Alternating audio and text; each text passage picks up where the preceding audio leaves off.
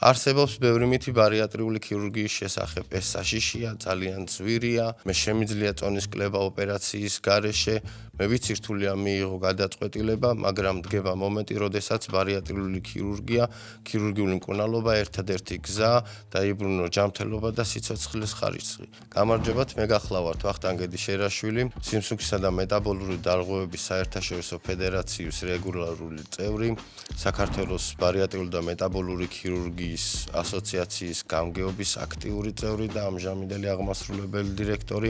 1000-ზე მეტ პაციენტს დავხმარები ვარ სიცოცხლის გადარჩენაში 2015 წლიდან მოღვაწეობ ბარიატრიულ და მეტაბოლურ ქირურგიაში. გვაქვს უდიდესი გამოცდილება, მუდმივად ჩართულები ვართ სიახლეებში, აქტიურად თანამშრომლობთ სხვადასხვა საერთაშორისო ორგანიზაციებთან. სანამ გავაგრძელებთ საუბარს, აქვე გეტყვით, რომ ჩვენთვის ძალიან მნიშვნელოვანია თქვენი მხარდაჭერა და ლაიქეთ გვერდი, დაგვიწერეთ კომენტარები, რაზეც აუცილებლად გიპასუხებთ და გაგცემთ ამომწურავ პასუხს. მე მინდა გესაუბროთ ბარიატრიული და მეტაბოლური ქირურგიის შესახებ, თუ რა ნაბიჯები უნდა გადავდგათ პირველ რიგში, რომ მივახციოთ სასურველ შედეგს.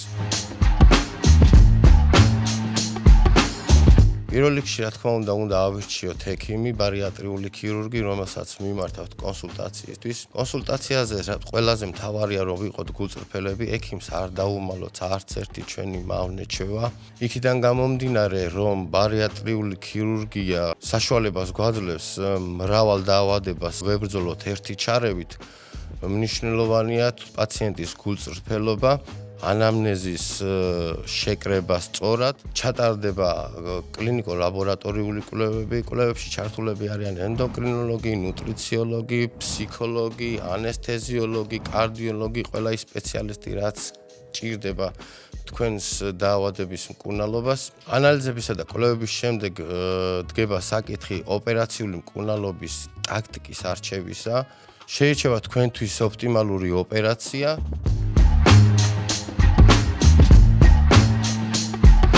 ამ ოპერაციისთვის მომზადებას ჭირდება გარკვეული პერიოდი, იქიდან გამომდინარე, თუ რა თანდართული დაავადებები აქვს პაციენტს, რა მდგომარეობა ჯანმრთელობის მხრივ, ის მიმართულებები, რაც გამოსასწორებელია ოპერაციამდე, აუცილებლად უნდა გამოსწორდეს და ამის მკურნალობის პერიოდი მერყეობს დაახლოებით 10 დღიდან თვემდე, ან უფრო მეტიც იქიდან გამომდინარე, თუ რა სიმძიმით მიმდინარეობს სტანდარტული დაავადებები და რა დარღვევებია გამოსასწორებელი ორგანიზმში, რომ ოპერაცია ჩაიაროს მაქსიმალურად უსაფრთხოდ და შედეგიანად. თვითონ ოპერაციული მკურნალობის გართულებები მსოფლიო სტატისტიკით მინიმალურია 0.2% შეადგენს.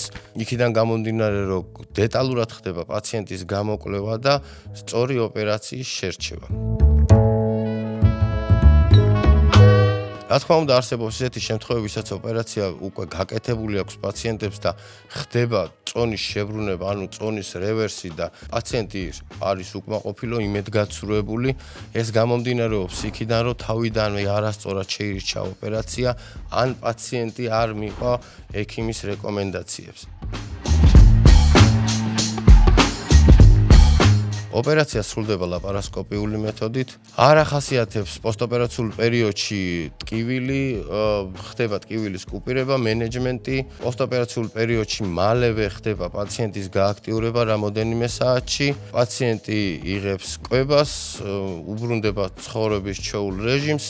დაახლოებით 2-3 დღე ყონდება კლინიკაში და დამაკმაყოფილებელი მდგომარეობით ეწერება ბინაზე. მაგრამ აქ არ დამთავრებულა, ბევრს გონია, რომ რა ოპერაცია გაიკეთა და ექიმთან ურთიერთობა დამთავრდა, ეს ასე არ არის.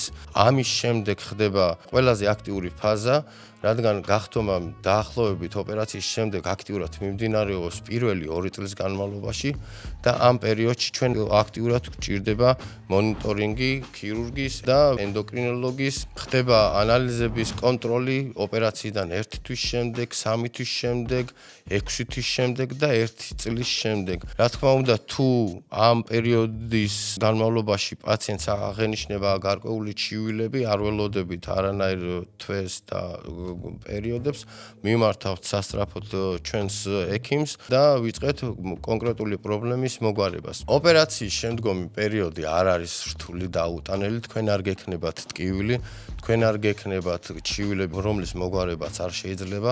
რეაბილიტაციის პერიოდი მარტივია. თავარია პაციენტს ყოველთვის ჰქონდეს კომუნიკაცია მკურნალ ექიმთან და დროულად აცნობს იმ ჩივილების შესახებ, რაც პოსტოპერაციულ პერიოდში შეიძლება განვითარდეს.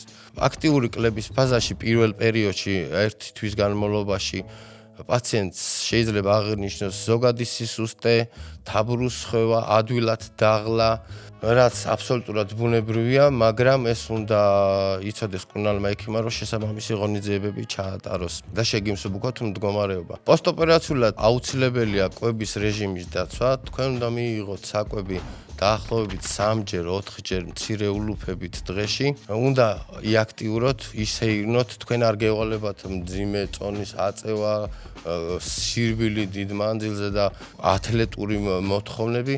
თქვენ უბრალოდ უნდა ისეირნოთ სუფთა ჰაერზე, მიიღოთ გარკვეული რაოდენობის წყალი. თქვენ შეგიძლიათ ოპერაციის შემდეგ საოფისე მუშაობა დაიწყოთ 2 კვირის შემდეგ, მძიმე ფიზიკური სამუშაოები დაახლოებით 1 თვის შემდეგ. ხშირად მესმის პაციენტებისგან, რომ ბარიატრიული ქირურგიის ფასი ძალიან მაღალია.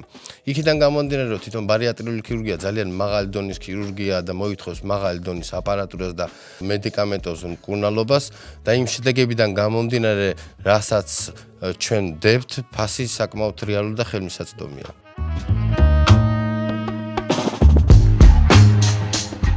ქირურგიული მკურნალობა არ შეიძლება ალკოჰოლ და ნარკოტიკ დამოკიდებული პაციენტებისთვის, არ შეიძლება ონკოპაციენტებისთვის, მაგრამ რიგ შემთხვევაში შესაძლებელი ხდება ქირურგიული მკურნალობა და აგრეთვე არ შეიძლება პაციენტებში, ვისაც აქვს ფსიქიკური აშლილობები. ამ შემთხვევაში ხდება ფსიქიატრის, ფსიქოლოგის ჩართვა, პაციენტის მიყვანა იმ მდგომარეობამდე, როცა უკვე შესაძლებელი გახდება ქირურგიული მკურნალობა და შემცირდება პოსტოპერაციული გართულების რისკი. როდესაც წინასაოპერაციო ანალიზებში აღმოჩენილი დარღვევები გამოსწორდება, პაციენტი ფსიქოლოგიურად, მორალურად და მენტალურად მზად არის ოპერაციული ჩარევისთვის, გათვითცნობიერებული აქვს, რომ უნდა ჩაიტაროს ქირურგიული ოპერაცია, გაიაროს პოსტოპერაციული პერიოდი და მიაღწიოს იმ მიზნამდე, რაც ჩაფიქრებული აქვს, იყოს ჯანმრთელი და ბედნიერი. მადლობა, რომ ვიდეოს ბოლომდე ჩემთან ერთად იყავით. თქვენთან იყო ვახტანგ გედიშერაშვილი. გამოიწერეთ არხი, დაალაიქეთ და თქვენი აქტუალური კითხვები დაგვიწერეთ კომენტარებში. ორშაბათიდან მოყოლებულ დღეს არის ხუთშაბათი, ხო საოპერაციოდან არ გამოსულა, არ მძინებია. და პარასკევს რომ დამეწყო ოქსფორდის კონფერენცია მქონდა 45 ქვეყანა მისმენდა ონლაინ. პარასკევი, შაბათი, მე თავისი ალაფუშეთით. ერთი ხო ვითომ კვირა ჩანა. 3 ოპერაცია და გუშინ მირეკავს გამოვხვალე 2 საათზე ჩავწეროთ.